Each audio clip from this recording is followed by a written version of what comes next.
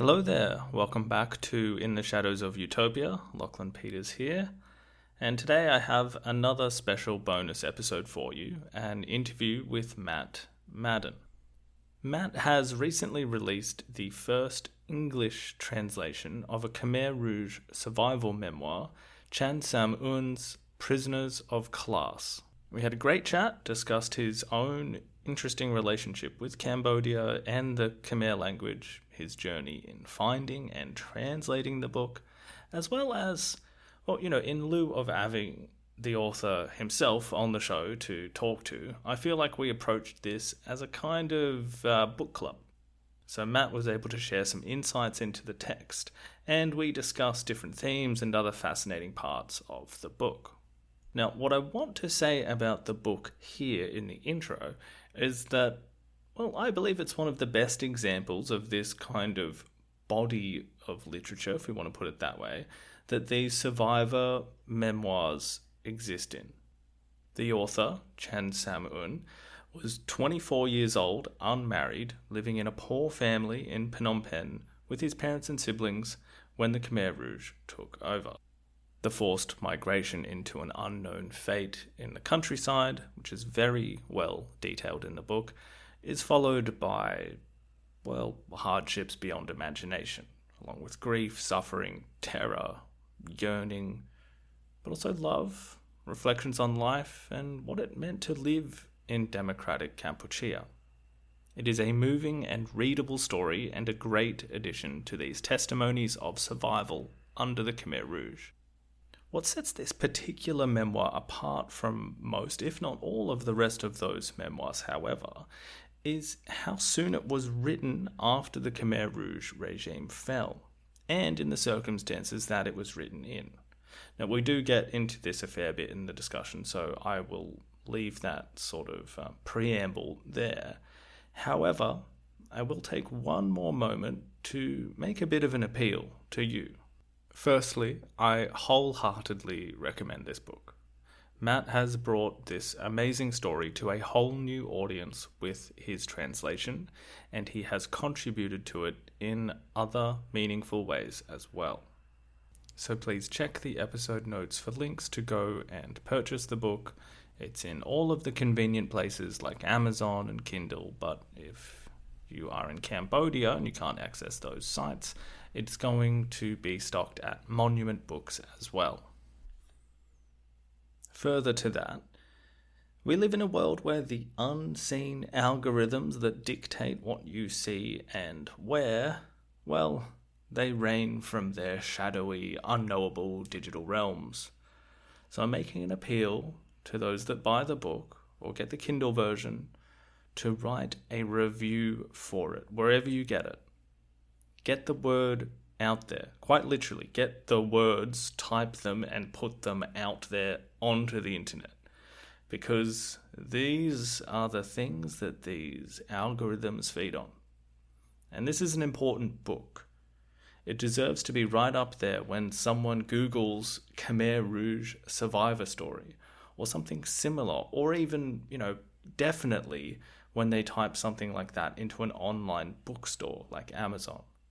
So please, go and get the book, and double please leave a review. Now, I myself may need to be making a similar appeal to you one day, so I do hope that you, my dear listener, will be warmed up to do that too. Okay, enough of that. Here is my discussion with the translator of Prisoners of Class, Matt Madden.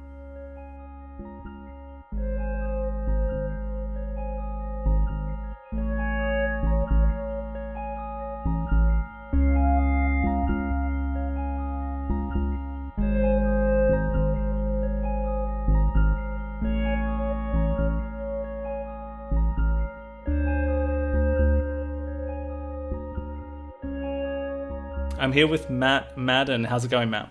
Good. How are you doing? Yeah, really good. I'm really glad you're here, mate, because, you've been, I would say, instrumental in bringing a survivor of the Khmer Rouge memoir to a new audience, an English-speaking audience like myself. So you're the translator of Chan Samoeun's memoir, Prisoners of Class. And it's recently been released. I think it's a really important, brilliant addition to that literature, the sort of survivor literature.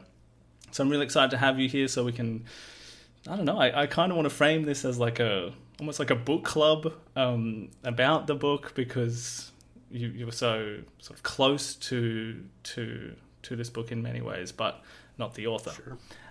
So I was wondering if you just want to kick us off with, I guess, a brief introduction, perhaps even how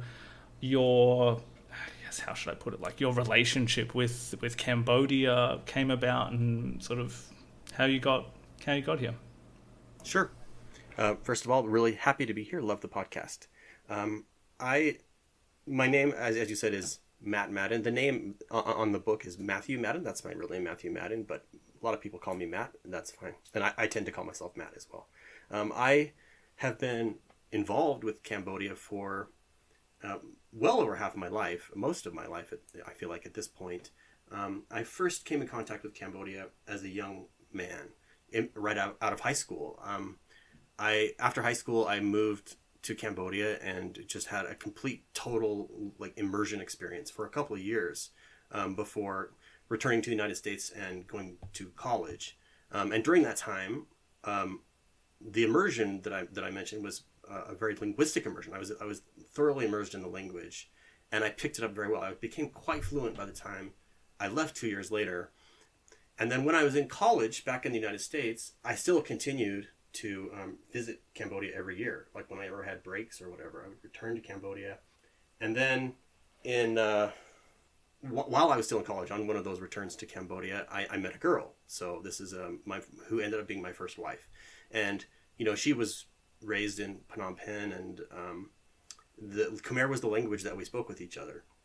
After I finished college, again, I returned to Cambodia and then brought her back to the United States. And Khmer was the language of our household during our marriage. But I also, starting even when I was in college, began working as a translator.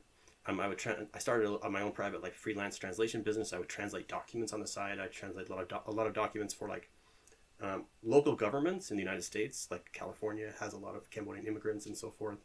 I also after college, I became a court interpreter. And that's for the United States courts, where I would interpret between English and Khmer for the courts. That's how it all started. Later on in my life, I got a job working for the International Committee of the Red Cross in Cambodia, in Phnom Penh. And they're doing work there that involves, it's called the detention program, which means prisons. And I started working there full time as an interpreter, working in this detention program, which meant that I spent a lot of time visiting prisons, speaking with prisoners, interpreting for prisoners between them and other Red Cross officials. The main purpose being to interview them and ascertain the conditions of detention, with the goal of helping the authorities improve the conditions of detention.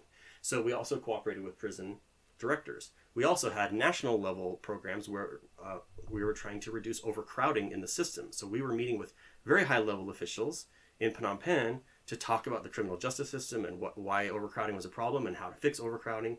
So I met a lot of very high level Cambodian officials at that time, including the Prime Minister and Deputy Prime Minister and other people.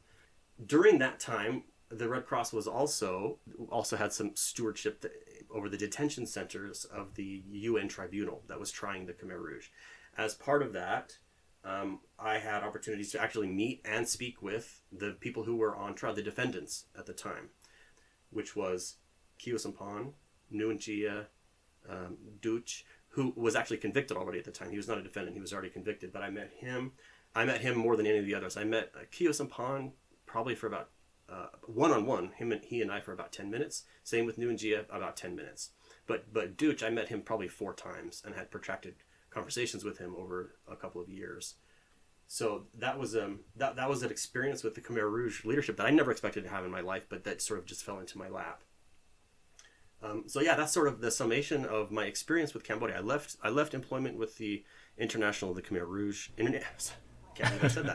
Committee of the Red Cross, and About 10 years ago, and I actually switched careers. So now I'm a software developer in the United States, but I'm still very much involved in translation, especially literary translation, as we will talk about today. Of course, yeah,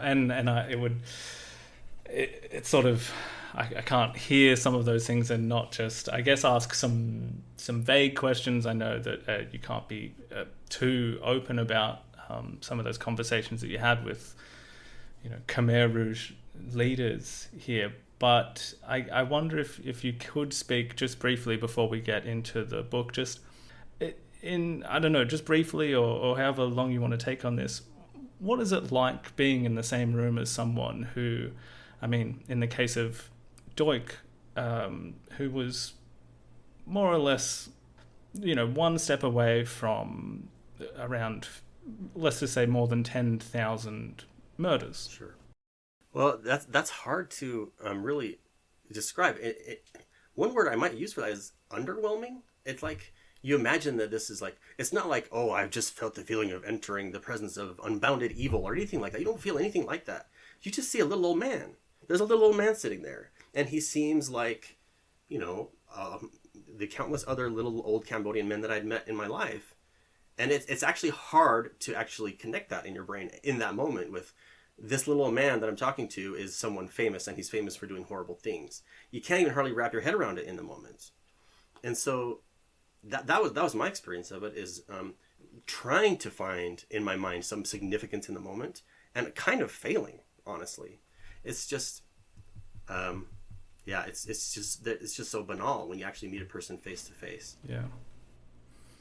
All right. Well, let's move slightly away from those sort of experiences there and move more toward this book, this fantastic book, Prisoners of Class. So sure. You spoke a little bit about your time in Cambodia and how you sort of developed this expertise to tackle a project like this, but I'm wondering if you wanted to just go into how you actually came to translate this book into English for the first time. So going back to this is when I was still in college, actually. So when I was still in college and I was on, I was visiting Cambodia. It might have been when I was dating my future wife. It's either 2001 or 2002. I was in one of the markets in Phnom Penh, Dultumpung Market, which the expats have called the Russian market for forever, for unknown reasons. Well, I'm sure someone knows. I don't know why that's called the Russian market, but that's what it's called. But anyway, there are booksellers there, book stalls that sell Khmer books. And I was just browsing, and I came across this little flimsy paperback book. I actually have it here. I know that your audience can't see this, but if you go to mekongriverpress.com, which is the publisher's website, there actually are a lot of color photographs, including photographs of this book, so if you want to see. But it's basically just a little flimsy paperback book with a flimsy paper cover. And no pictures on the cover, it's just a black cover and white words. And it was actually entitled 1,366 Days in Hell. That was the original title. And I had never seen this before, and I picked it up with great interest and started looking at it, and then bought it. I think I bought the first two parts. So the author published this serially in parts, and not all at once. So he published part one, then part two, and in total there were 5 parts that he published starting in 1999 through to 2000. And I was very interested in this book because I had read a number of what I call Khmer Rouge survivor memoirs, including memoirs by Tida Boutmam, who wrote To Destroy Is No Loss. I had recently read Ung Loon's book, First They Killed My Father, and Jan Ratihim, When Broken Glass Floats. I think, if I remember correctly, that those 2 books had just recently come out at the time. I had read these books that all had a lot of things in common with each other, and here was something that was quite different in a special way, I thought. So to encapsulate this, I would say there's kind of maybe a formula that is followed in these books. And this is not to disparage them. I'm not saying they're formulaic, but the patterns of experiences were very similar in a lot of these books.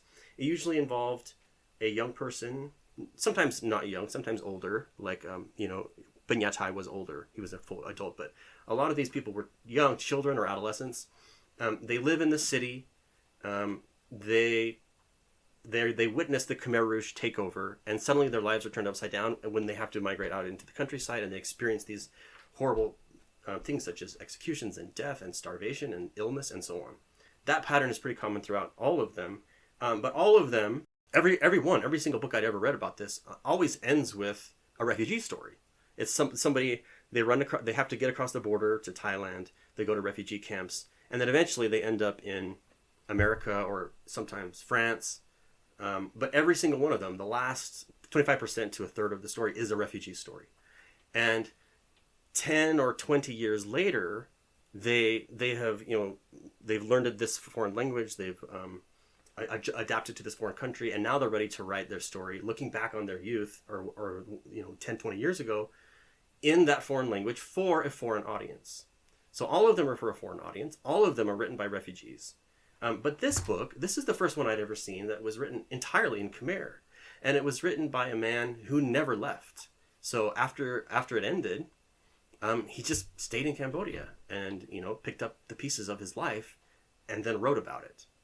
And another thing that was unusual about this story, now parts of it, by the way, I would say do fit the formula, because he did start it out in Phnom Penh. So he experienced that whole thing of the expulsion and his life turning upside down. But the whole book goes all the way through to the end without any refugee story. And he wrote it very, very early. He writes in the preface, which was the first thing I read. I read this preface where he said, I wrote this book starting in October 1979 and ending in April 1980, which is extremely early. That's right after the end of the Khmer Rouge, and entirely in Khmer. So those factors together give it this sort of different voice and different perspective. His audience is not you and me, Lachlan. It's not Australians or Americans or French people. It's just other Cambodians. In fact, I wouldn't even say that. It reads to me like his audience was just himself. You have said, I've heard you say that it reads like a diary. And in many ways, it does read like a diary. And in fact, he sort of sat on this manuscript for 20 years, unpublished. So I don't think another soul read this book for 20 years besides himself. So it was a very personal thing. So all of those factors combined made me feel like this is like a special thing. This is a unique thing. And I felt like other people who care about Cambodian history would want to know about this, and they would like to read it. And so I kind of took it on as an ambition of my own that someday I would like to see this book translated and published in English.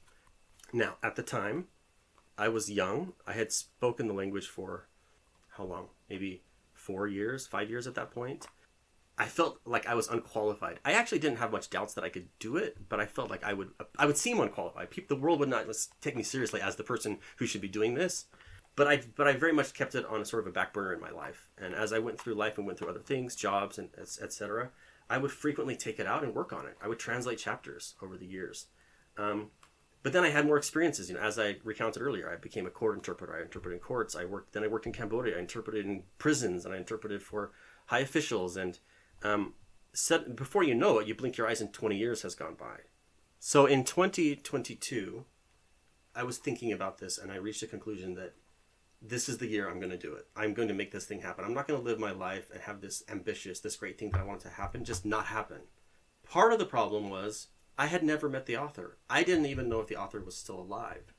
And for various reasons, one of which is legal, I had to have his permission to translate the book. And if he wasn't alive, I'd have to get his, estate's permission or whatever.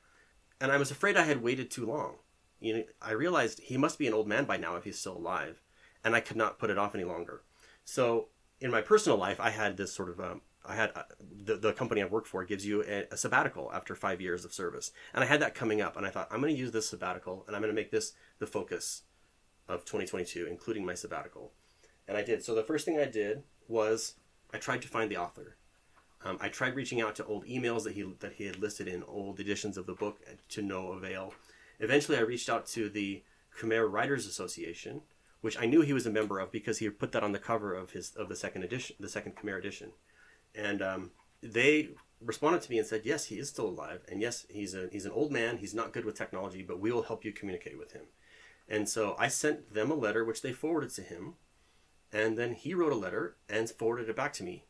And I excerpt some parts of both of those letters in the foreword of Prisoners of Class, where basically I just told him how I feel about the book, how much I admire it, and how I really would like to translate and publish it in English.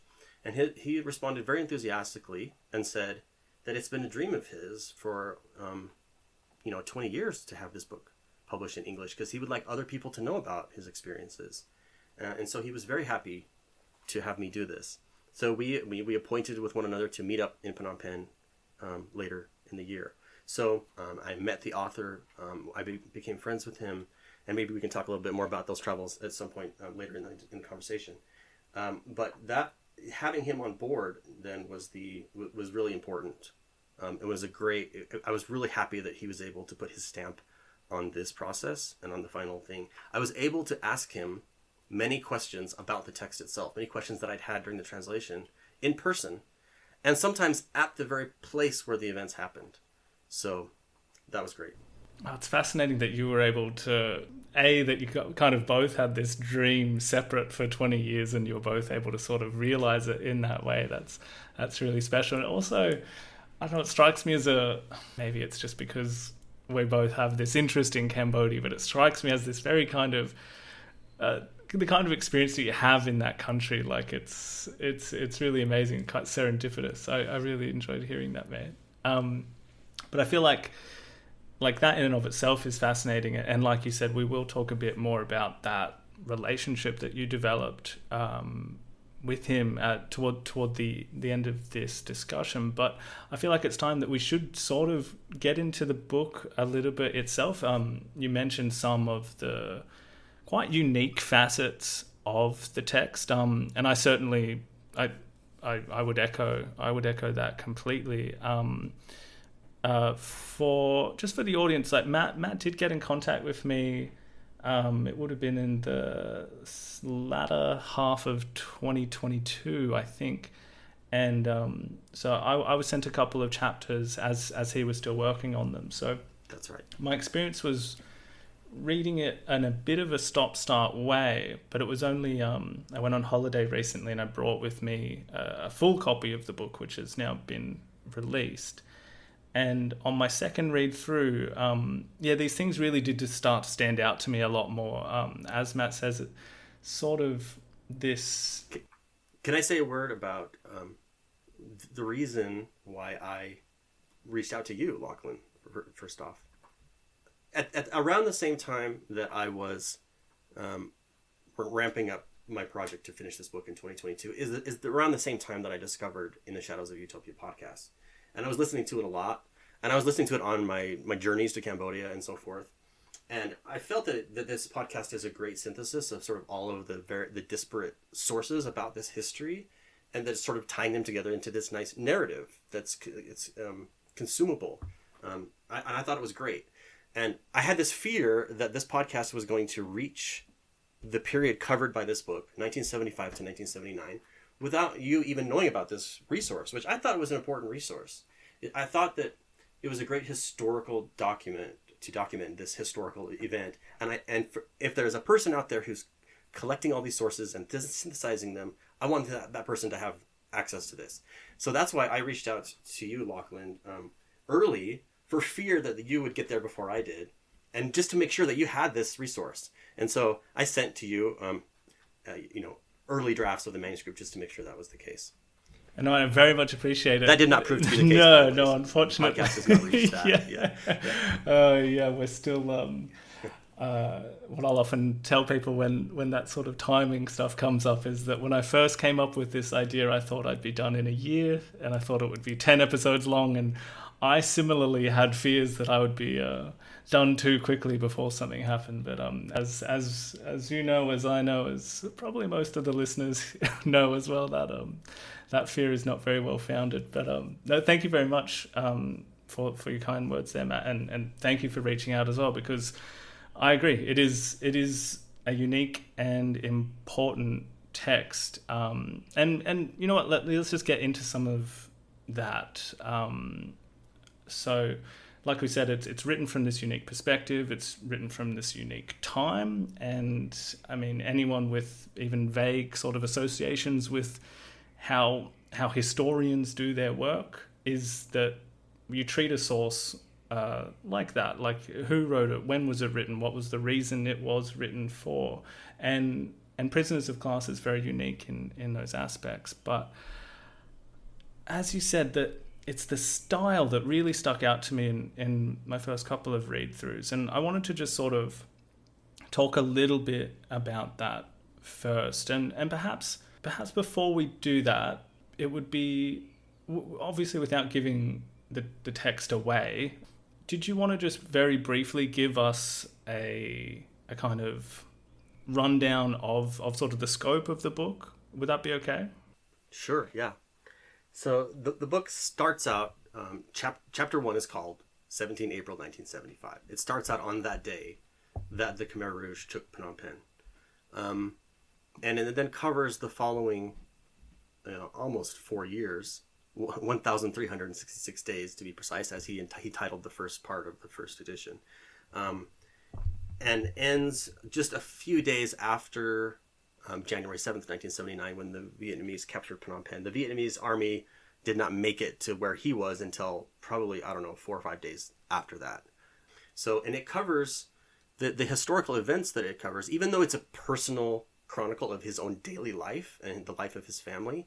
You also see, sort of through his eyes, some of the bigger sketches of that period, including that first migration. There were 2 great migrations that happened in 1975. The first one was when everyone was expelled from Phnom Penh and other major towns on foot, unexpectedly, and everyone was on the move, having to find a place to settle and not knowing what was going to happen or when they could return. That is described in tremendous detail. And then there's the famine also that occurs in 1975, when suddenly the country, the agricultural capacity had been destroyed by war. Half of the country was like living as refugees in the capital and being fed by American airlift on a daily basis. The Americans were literally flying tons of rice in every day just to feed these people. Suddenly the Americans were gone, and suddenly all these people were on the move, and the agricultural capacity was destroyed, and there was just not enough food for everybody.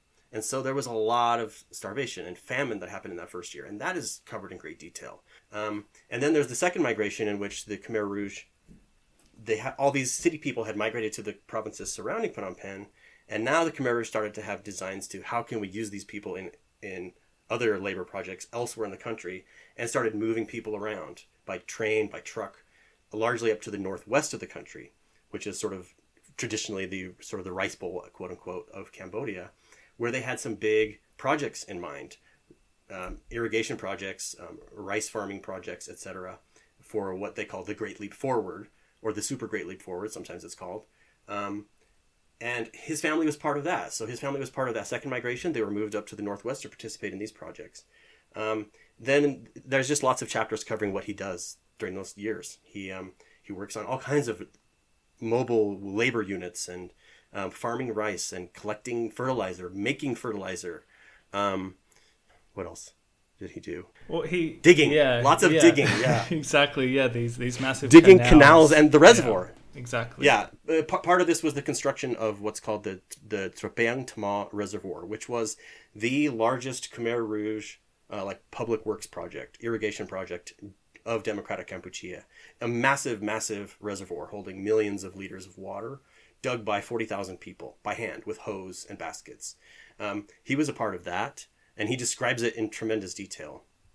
Craig Etchison told me that he did a lot of research on that event, and he interviewed a lot of people in that area, and he told me, I learned stuff about those events from reading this book. Tremendous detail in the book. Anyway, so other events of that period that are covered in mid-1977-ish, there was a purge of all of the Khmer Rouge cadre in the northwestern zone where he lived. And he talks about that. They're all replaced by cadre from the southwest zone. Then in 1978, there were more purges of not just cadre, but just regular people. There's sort of like a witch hunt to root out the CIA, the KGB, and the Vietnamese. And that's covered in the book. And then, of course, the end of the Khmer Rouge, when they are scattered, is also covered at the end of the book. So that's sort of a sketch of the historical events that are covered here. And then you just get the daily life of a person living through that sort of in between. Yeah, I think that's one of the most fascinating parts about the book, reading it as someone who has a vague understanding of the timeline of events, but you're reading it from the perspective of someone who quite obviously doesn't have that perspective, and yet the two line up very, very well. So that's what I'm talking about. These kinds of aspects of it as a historical source, not just as a memoir, I found fascinating. But I want to just hammer down a little bit on sort of the writing style. It's quite poetic. In times it does literally include some poems and songs, but the writing style itself as well I'm not a literary critic or anything like that, so I don't feel like I quite have the words to describe it sometimes. But I was wondering if you had any insight into sort of the intent behind that aspect of it on behalf of the author. Was this, presumably he had no sort of training as a writer, this just came naturally to him, or are there cultural sort of is there a context there that led him to write it in this style? Do you have any insights into that? I actually don't know for sure. I've never asked him this question particularly, but he does have this tendency to what I would say wax lyrical. Yeah. He's often gets very lyrical in the way he describes things. He'll describe even a scene, and he'll paint a picture with words to describe the scene, or whatever. And he doesn't have any background in literature studies or anything like that. I do know quite a bit about his youth and education because he actually wrote a book about it recently that I have read, and it is unpublished. Maybe I will. I plan on translating and publishing that within the next couple of years. But he grew up poor in Phnom Penh, a poor family, but he did end up getting a place in some good quality public schools in Phnom Penh. He attended what was called the Model High School, which is a high school on the grounds of the College of Pedagogy in Phnom Penh. So it was actually a good high school where they trained teachers, and he got in there somehow on scholarship or something. And he was actually a very good student. He was towards the top of his class. And I know that he studied things like French literature and Khmer literature. I think he took a little bit of English, along with all the other subjects that high school students learned in those days. But that was the extent of it. He didn't ever go to college to get a degree in whatever, literature or poetry or anything like that. In fact, he's a civil engineer. But having known him, he does come across to me as almost like a sort of a Renaissance man. He has an artistic flair. He has a poetic flair to him, and he's in touch with his emotions. And I think it's just a natural gift that he has. I think he just has a gift for expression and writing. And I've read a number of Khmer books in Khmer, and to me, he's by far the clearest. He's a very clear writer and very expressive writer. I think it's just his nature. It's just who he is.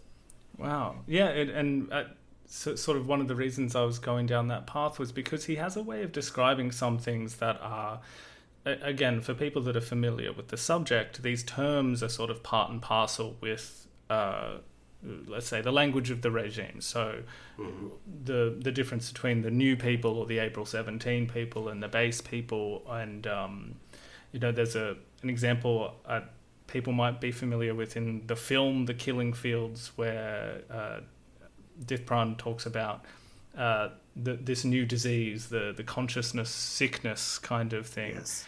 And a lot of these are, as I said, sort of part and parcel for these memoirs. But in Prisoners of Class, he has these different sort of, almost like his own phrases for these words that I found, as you say, lyrical, poetic, but also kind of echoed by the wider historiography and scholarly works on it. One stood out to me in particular, that instead of constantly self-referring as new people or April 17 people as the class he was designated within, he uses this phrase "life slaves" throughout, and in ways it's more appropriate. And when these people will unceremoniously disappear in the night on multiple occasions throughout the work, he will talk about the the role of the life slave in this way that maybe conveys a bit more than what the Khmer Rouge term does for that kind of person. And it was something that I'm sure it may have been written beforehand, but it's a phrase that sticks out in Philip Short's book, Philip Short's biography of Pol Pot, where he says that, I'm paraphrasing, but that Democratic Kampuchea was, in essence, the first modern day slave state. And sometimes that gets people's minds working toward what this regime was, more than perhaps phrases like it was year zero or they were trying to turn back time. It wasn't really that as much as it was a labor camp, a nationwide prison with no walls, to use another phrase that was used by a lot of survivors.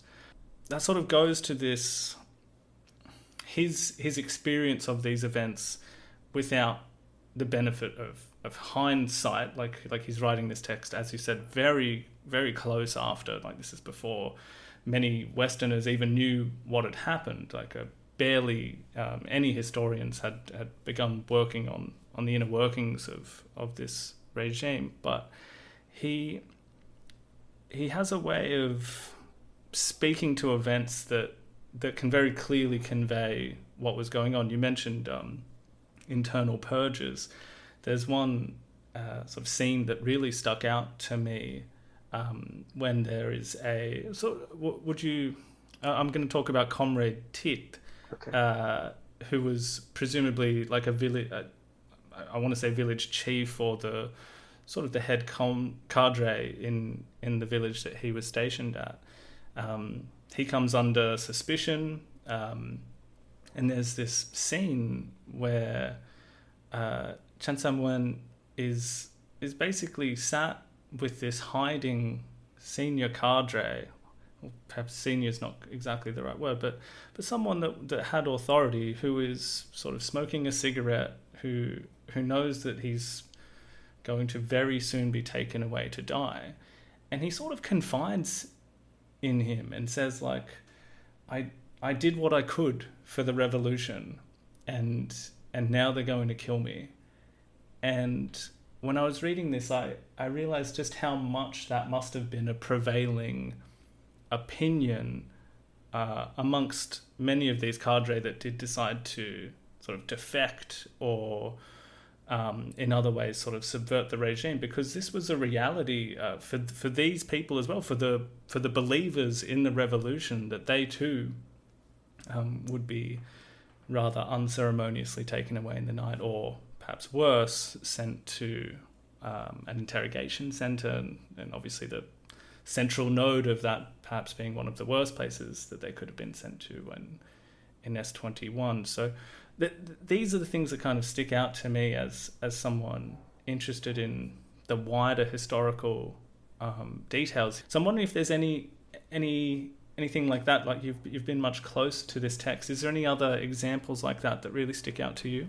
I'm not sure there are other examples, but the most salient thing for me, you mentioned the phrase, this is his phrase, life slaves, which parallels the Khmer Rouge term, new people, which they use. And he uses that a lot too. I would say this is the central theme of the book that he comes back to again and again and again. And it's reflected in the title of the book itself, actually. For those of your listeners who may not know, the Khmer Rouge, once they took power, they divided society into like two categories, essentially. They were called the new people and the base people. New, meaning new people, referred to those people who were in the cities up to the end. They were not part of they're not in Khmer Rouge territory, what's called liberated zones, until the very end.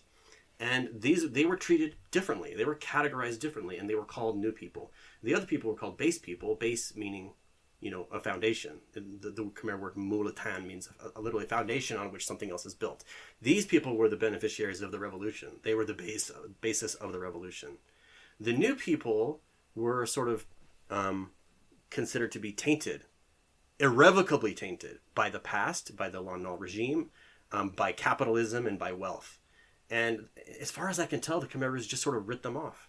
The Khmer Rouge wrote them off as unsalvageable, essentially. But so first they were going to exploit them for their labor for as long as they could. but they gave them less food, they gave them less medical attention, and they executed them on a whim for saying or doing the wrong thing. And to me, so he calls them life slaves, and he called the base people and the cadres, he called them life masters. So he has these two categories, and so he's constantly talking about society now has two classes, two divisions. One of them are slaves, and the others are masters. And me and my family, we are among the slaves. And to me, like I for most of my life, I've struggled to understand, like the Khmer Rouge, why they did what they did. And this is part of why I like your podcast, because this is the question that I feel like the podcast is trying to answer. And because when you read about, like, the Khmer Rouge leaders, when you read about their early years, when they're students, young people in, like, college in Paris, and they're becoming these Marxists, and they're getting these ideas, they're not starting out saying, hey, guys, let's destroy our country. Let's murder everybody. They have these ambitious ideals, like, I think real ideals to make their country a better place.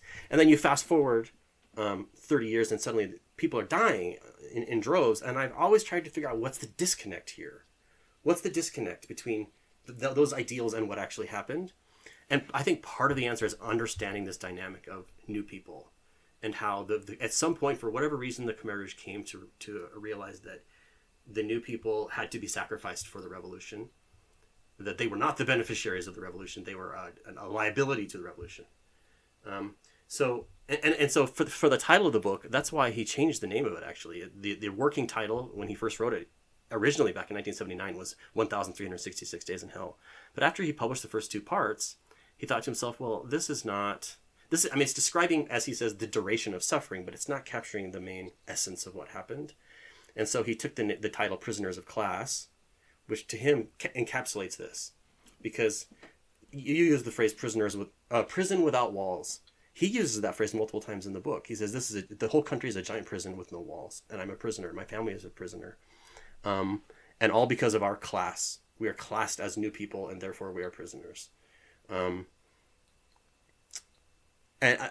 a word on, you mentioned also the consciousness sickness. This, I can tell you actually, the translation of that phrase in the book was influenced by you, Lachlan Peters, because you actually had an essay in an earlier episode where you talked about this phrase, consciousness sickness, and its Buddhist origins and all kinds of things like that. At that time, my draft of the manuscript, I had translated the phrase as mentality sickness. And when I heard that, I realized, I think I got the wrong word here. I need to fix this. And I changed it to consciousness sickness. And, you know, in the movie, The Killing Fields, I think that the character Dit Pran calls it memory sickness. But basically what this is just, I feel like the word mentality works because it sort of maps onto what it means in English. The way they use it in English, the consciousness sickness, was that if you're unhappy, if you're sick, if you're struggling to work, to perform your revolutionary duty, it's because you have this sickness. It's the sickness of your mind, your mentality. You don't have the right mind set. You don't have a revolutionary mindset. It's because you're remembering the past too much. You're thinking about life before the revolution. You're thinking about bourgeois things. You're thinking about capitalist things, etc. So, yeah. Wow, that's really cool to hear. It's it's kind of, I guess, this mini mission within, I guess, the larger study I've been doing all these years of the whole thing, the whole regime, and it's this question, why? And like you said, eventually that question will take you down to the very smallest levels. Eventually you just get to the human brain and that decision-making process, and then when you look at that and I guess start working back up, you're confronted with these questions of how was this ideology implanted in a way that allowed so many people to kill so many innocent people, and you have I've in particular taken to the work of the anthropologist Alex Hinton on this subject. Well, I mean, at least for me, he was the first person to point out this use of like Buddhist grammar is, I think, the way he puts it, the way that the Khmer Rouge intentionally or perhaps even unintentionally were utilizing this Theravada Buddhist, which is like cultural milieu in Cambodia, and were not only able to transplant certain ideas about communism generally, but also in the ways in which people were able to, I guess, consider who was an enemy of the regime,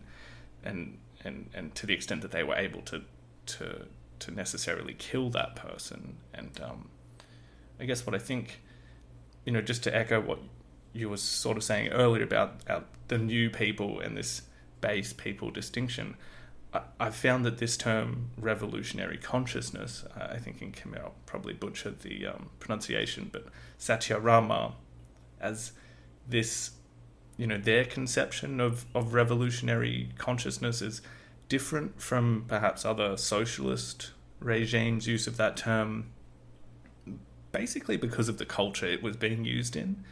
And I feel like it was this very important distinction. It was perhaps the most important, what would you say, sort of marker of whether someone might survive the regime, was this, I guess, Buddhist conception of mindfulness, of action and intent, but in relation to the party line, the party doctrine.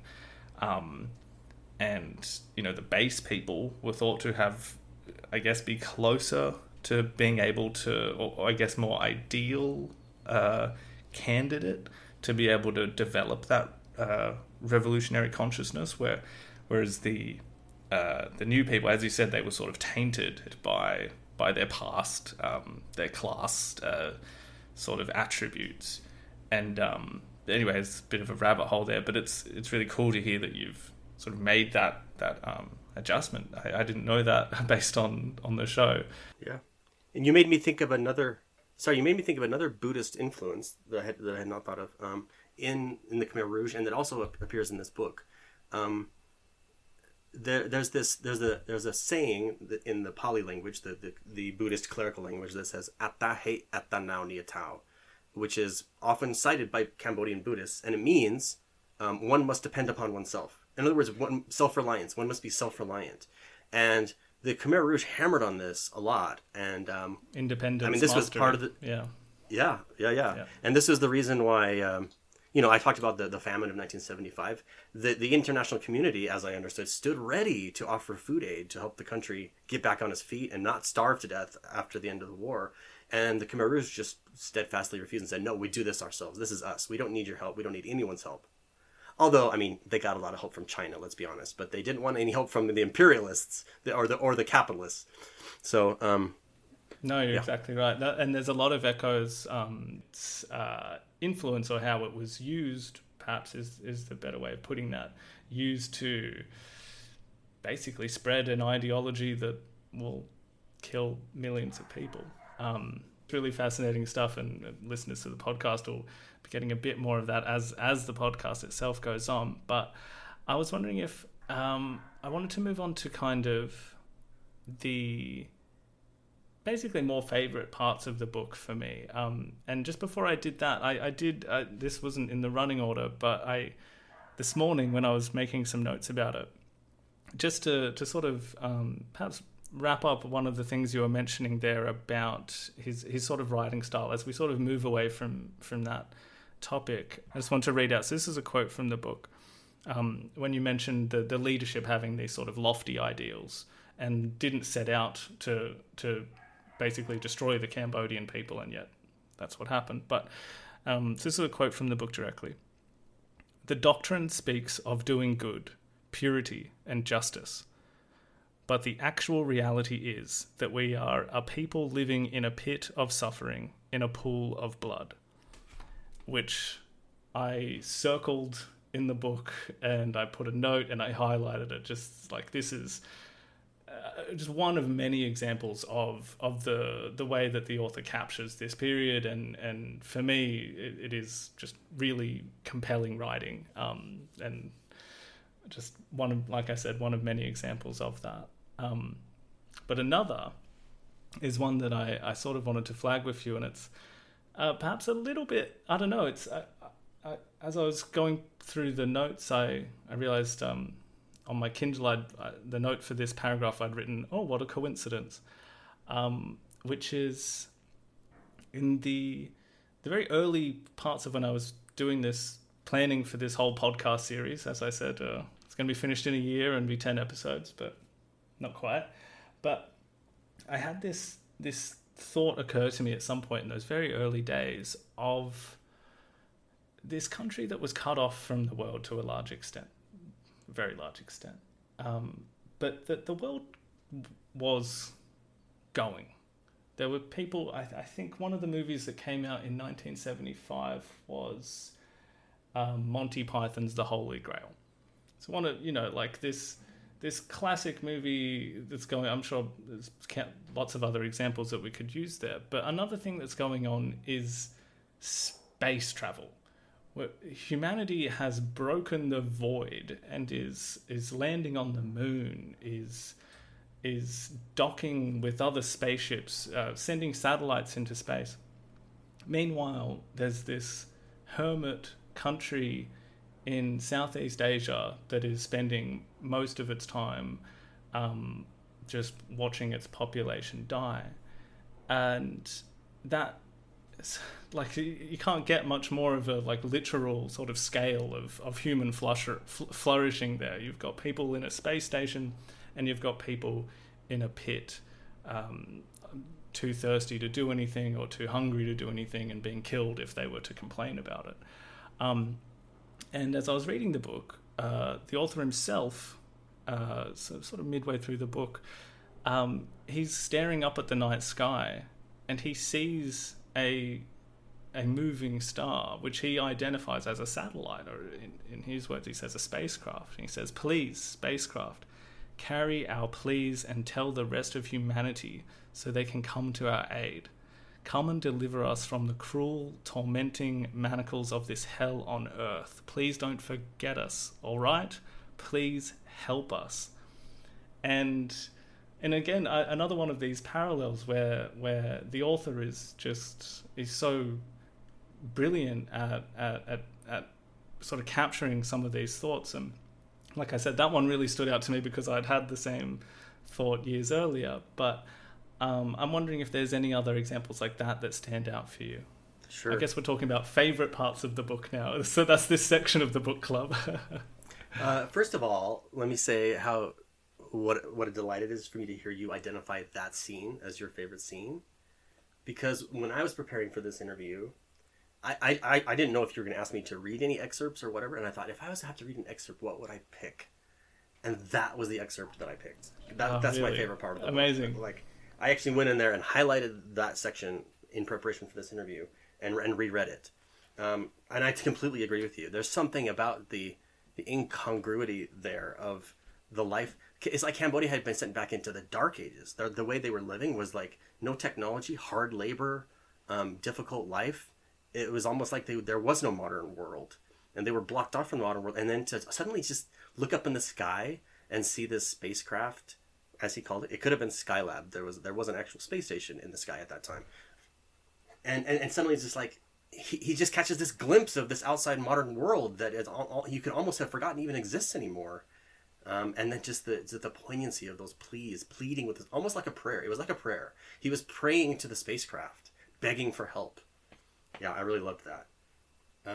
Apart from that, if we're talking about favorite parts, I have a particular affection for the first chapter, chapter 1, because this is the chapter that describes this event where the Khmer Rouge captured Phnom Penh.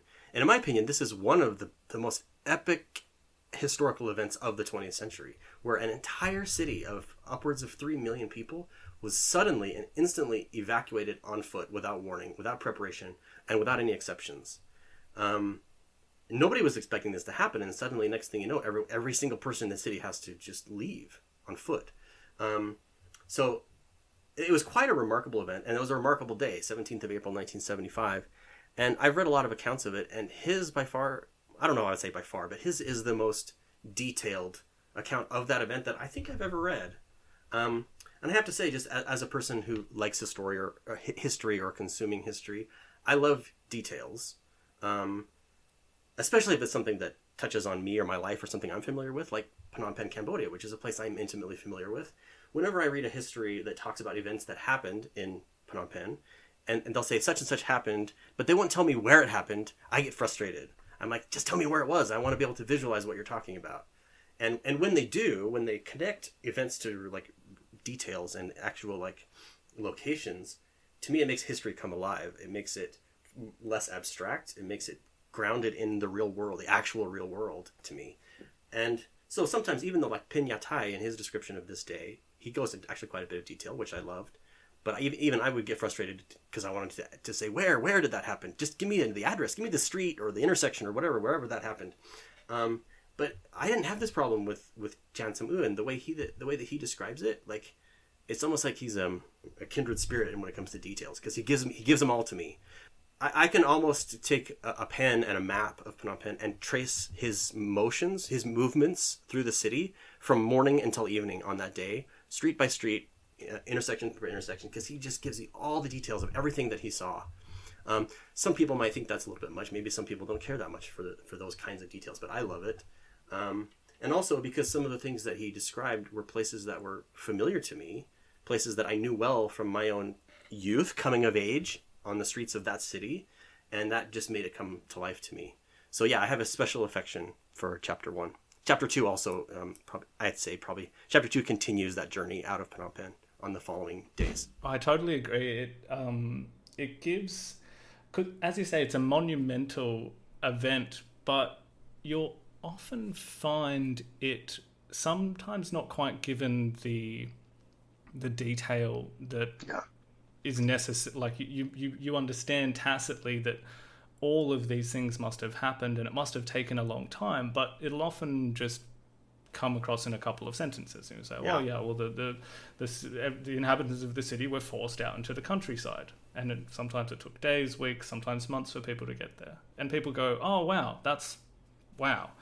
But when you're given this account of, as you say, the street by street, so as you say, also Pinyatai is a great account of it, and he does express that sort of slowness of it all and things like that. But it is when you get these accounts that have that really granular detail that you can, as you say, you can trace it almost day by day, this journey out of the city.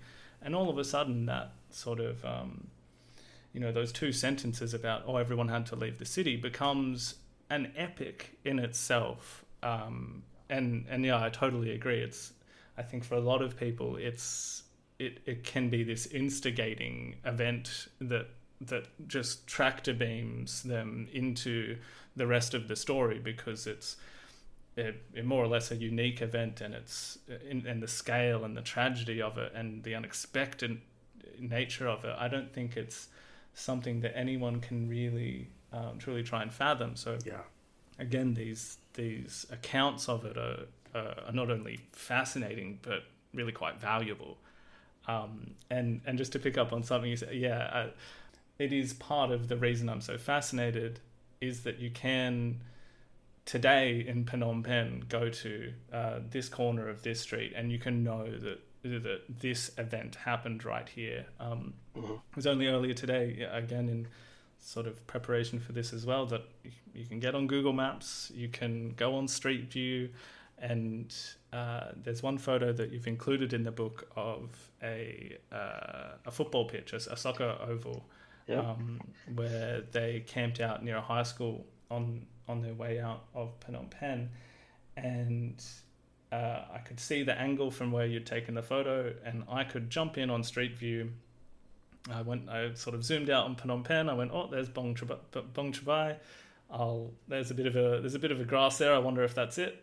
Street View. Oh, yep, that's the oval. And then I could sort of virtually walk down to where that high school was and have a look around for myself. And that's what I love about this story and how vivid it is. And sort of brings me to my next point, which is, I imagine a lot of these contributions we've got quite detailed maps, we've got photographs included in this sort of edition, this translation you've made, this contribution, I would say, to the work.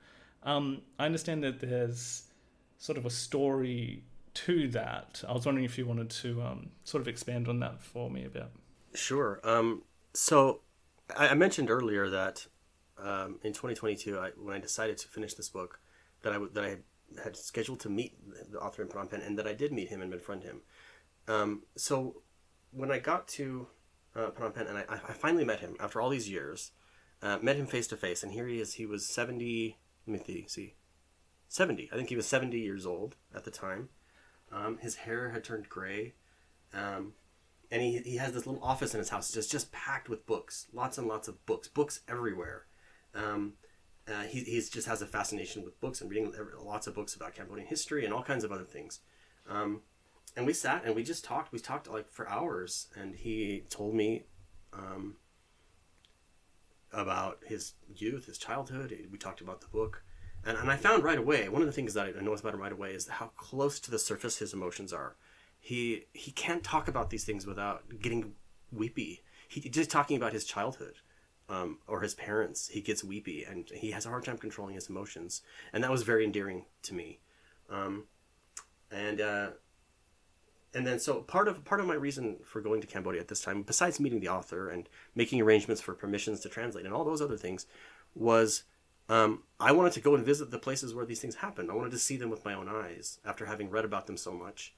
Part of that was, I wanted to get some photographs, hopefully, for the book, and I wanted to get some GPS readings because I wanted to build detailed maps. And maybe we can talk about that a little later if you want. And so I had this plan. I was going to go out to, there's a district in northwestern Cambodia called Phnom Srok District. Modern day Bantia Minche province. It used to be Battambang province at the time. And that's where the majority of the events of this book take place, is right there in Phnom Srok District. And I wanted to go just up to Phnom Srok and spend several days and just collect GPS readings of all the villages and all the landmarks and place names that he mentions by name in the book, so I could build a map that was satisfactory to my needs and my interests. And when I told this to the author on that first day of meeting him, he said, "Well, would you mind if I came along?" Which I was not expecting and I was not planning for, but I was actually delighted at the idea that I could travel and visit these places that I had been reading about and translating about with the actual author himself. And we did. So once transportation had been arranged, we took a bus up to Siem Reap town, and then spent the night at a guest house. And then the next day we met up with his brother. So his younger brother, spoiler, one of his brothers survives, and he's still alive. His name is Samoeun. In the book, it's Samorn, so like Samoeun, but it's actually pronounced in Khmer Samoeun.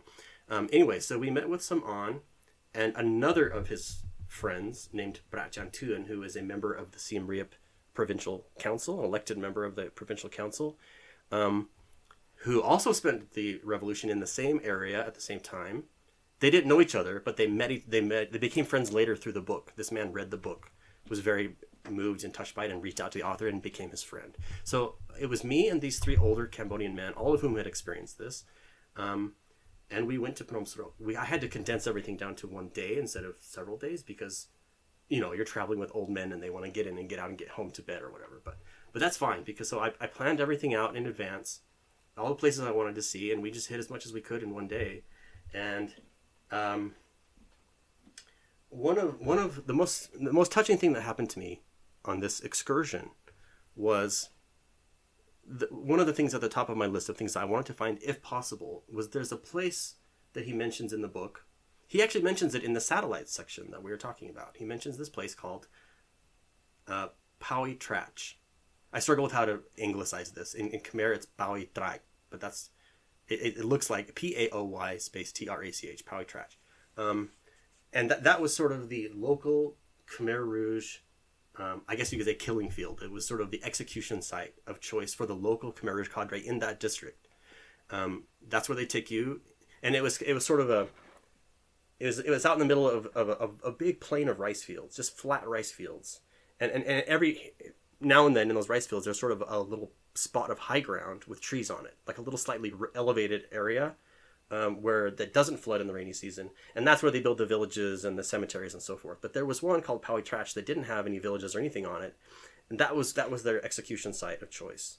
And the author believed that his younger brother and his sister were both executed there, and I was wondering if it was possible to even find. And so I told him that. I said, I'm wondering if we can find Paui Trach, and he had never been there. None of these three men had ever been there. They knew people who had seen it with their own eyes. There's even a description in the book of someone telling him what they had seen when they saw it, but he had never been there. So we were having lunch at this little cafe / metal shop / house, which is a very typical Cambodian thing. It's this little place in this local town.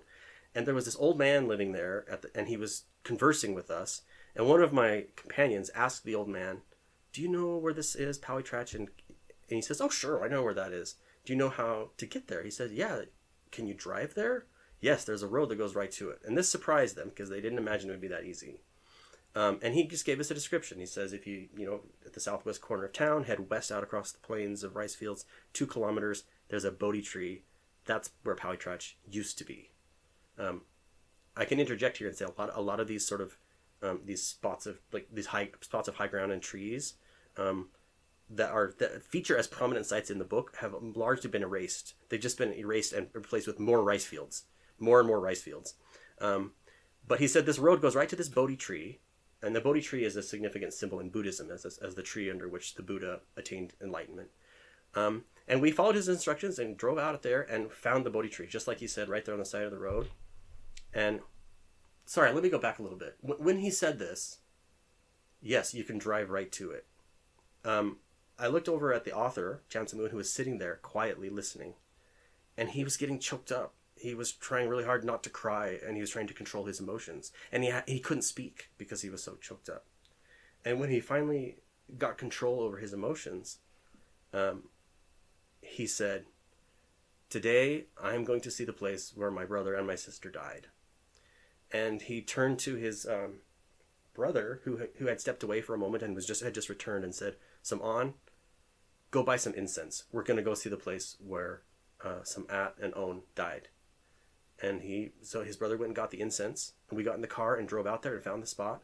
And I watched as he and his brother got out the incense, and they lit several of them. They stuck several of them in the ground at the base of the Bodhi tree. They held some in their palms and they prayed. And he essentially just sort of spoke out loud to his siblings, almost like a prayer, I guess, just wishing them peace, wishing them happiness in the next life. And that, to me, that was a remarkable thing to have witnessed and to have been a part of. And at the time, I was also sort of just looking around, wondering, like, are there mass graves here? Was there a mass grave here? I didn't see any signs of anything like that. Later, I did some research with the Cambodian Documentation Center to find out what I could learn about that site. And they gave me what they call a mapping report, where the Cambodian Documentation Center would go out to all these sites and collect evidence and data and make these reports. And so they gave me a mapping report from that site from the 90s. And the mapping report said that there was no mass grave at that site. At that particular site, they would just kill people and leave them on the ground in the trees. They'd just leave piles of corpses in the trees. Anywhere between hundreds to thousands of people. And that eventually those bones and remains were collected and placed in the local pagoda in Phnom Srok town. So yeah, and on that trip, I also saw the reservoir that they dug, which is still there. It's still in use for agricultural purposes. It was a very successful project, and it stores lots of water, has lots of canals, and irrigates lots of rice fields to this day. And it was shockingly vast in person. You stand up on the road that's along the dam and just look out across the water, and it's huge. It's so big, it's like you can almost hardly see the other side. The little teddy trees on the other side of the reservoir. It's funny you should mention the reservoir, because it's another part that stood out to me in the book, is that it's maybe it is a moment where he looks at what this effort has actually produced. As you said, 40,000 people, probably many thousands died of overwork, disease, and executions constructing this as well. And as we mentioned, the sort of painstaking, when you read this as well, there's a sort of hypnosis that you fall into in the writing of the painstaking, back-breaking, thirsty, hungry labor.